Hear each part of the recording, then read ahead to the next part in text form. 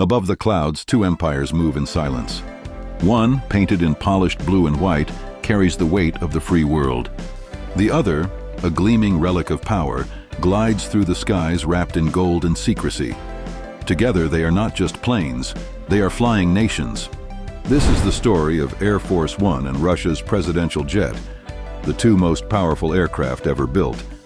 But between them lies a battle not fought with missiles or metal, but with design, dominance, and the psychology of power. Before we open their doors, take a second to step into this rare world. If you're fascinated by how technology and luxury define global power, subscribe, because this is Luxury Enigma, where every story lifts you above the ordinary. Now, let's take off. At first glance, Air Force One is unmistakable. Over 231 feet long, with a wingspan that nearly matches a Boeing 747, it's less of a jet and more of a moving White House. But this aircraft, officially named the VC-25A, is far from a simple upgrade. It's a masterpiece engineered by Boeing, born in the factories of Everett, Washington, where precision meets symbolism. Inside, nearly $4 billion of engineering ensures the President of the United States can command an entire nation, even at 35,000 feet. It's not a flight, it's a floating command center. From the outside, its scale speaks of confidence. A maximum takeoff weight of over 830,000 pounds, 4 General Electric CF6 engines, each producing 56,700 pounds of thrust, enough power to nearly touch the speed of sound at Mach 0.92. Yet what truly separates it from every other jet isn't its speed, but its endurance. Air Force One can refuel in midair. In theory, it could fly forever. Its only limitation is human stamina. Step inside and the tone shifts from power to presence. Every corridor is muted luxury, beige leather, polished oak, soft light. At the front, the presidential suite, known quietly among staff as the Oval Office in the Sky. A desk framed with walnut trim, a private room with a full bed, and a shower that runs on a separate purified system, because even water must be presidential. 2 fully staffed kitchens can serve over 100 people. Meals are prepared from fresh ingredients flown in daily, then finished on board by culinary officers. Every fork, every plate, stamped with the seal of the United States. But Air Force One isn't just comfort, it's also a tech fortress.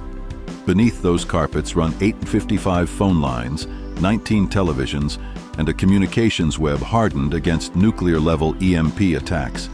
Its wiring is shielded like a bunker, its hull coated with classified materials. If the world below falls silent, this plane continues to command.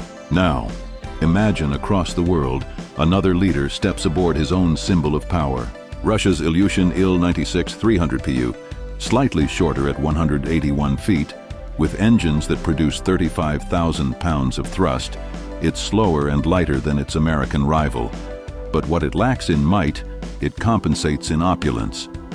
Inside, gold leaf glints across carved wooden panels, walls adorned with hand-painted folklore scenes.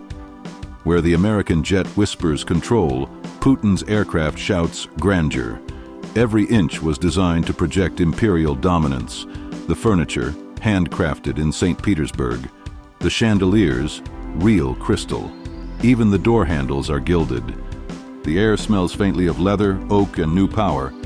While Air Force One feels like a boardroom, this feels like a palace. One built not for collaboration, but command.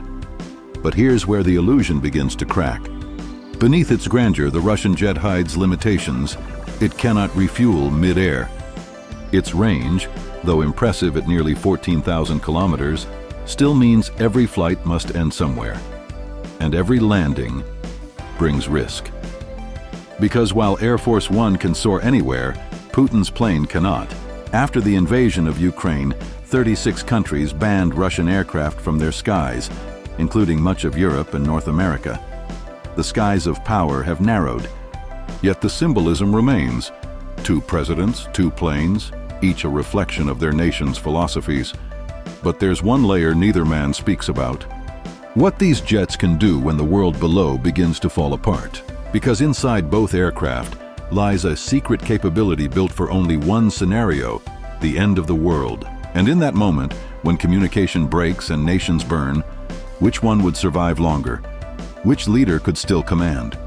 That's where the real story begins. When the unthinkable happens, a missile launch, a nuclear strike, a cyber blackout, both leaders rise above the chaos in machines designed to survive the end of the world. On Air Force One, every panel, every wire, every circuit is reinforced against electromagnetic pulse attacks. The walls themselves are lined with classified alloys that block radiation. In the event of a global crisis, this aircraft transforms into a flying war room. Behind sealed doors, a team of generals, advisors, and engineers connects to the Pentagon through encrypted satellite channels. Even if Washington is gone, the president can still give orders, launch defenses, and address the nation, all from 35,000 feet. Its systems run on redundant power grids. The cockpit has triple backups for every control, and deep within the forward cabin lies a small, sterile compartment, the onboard medical suite. Staffed with a surgeon and a nurse on every flight, it carries enough supplies to perform emergency surgery mid-air. On one side sits the president's private room, full-size bed, walk-in shower, polished walnut desk. On the other, a narrow corridor leads to the cockpit, where two Air Force pilots sit before an array of glowing instruments, their voices calm, mechanical. The numbers flash: altitude, airspeed, fuel levels. 4 General Electric CF6 engines hum beneath the wings, each one a $20 million turbine capable of lifting a skyscraper. Together, they push over 200,000 pounds of thrust, giving Air Force One a top speed of nearly 700 miles per hour. It's as if an office tower is flying at the edge of sound. Meanwhile, across the world, Putin's Il-96-300 readies its own defenses. Built by Ilyushin Aviation Complex in Voronezh, this aircraft was engineered not just for flight, but survival. Its communications core is linked to Russia's national command network, allowing real-time contact with military bases and the Kremlin. It, too, carries medical facilities, conference rooms, and a secure bedroom, complete with a king-size bed draped in gold trim. But the Russian plane's armor is more symbolic than functional. While it's rumored to have countermeasure flares and electronic shielding, its technology is largely analog, a reflection of Soviet design philosophy: simple, rugged, dependable. It's less a fortress, more a relic, one that endures through secrecy rather than supremacy. And yet, for all its flaws, it embodies Russia's obsession with grandeur. The carved panels tell folk tales of power and fate. The gold leaf on the walls gleams like the domes of the Kremlin.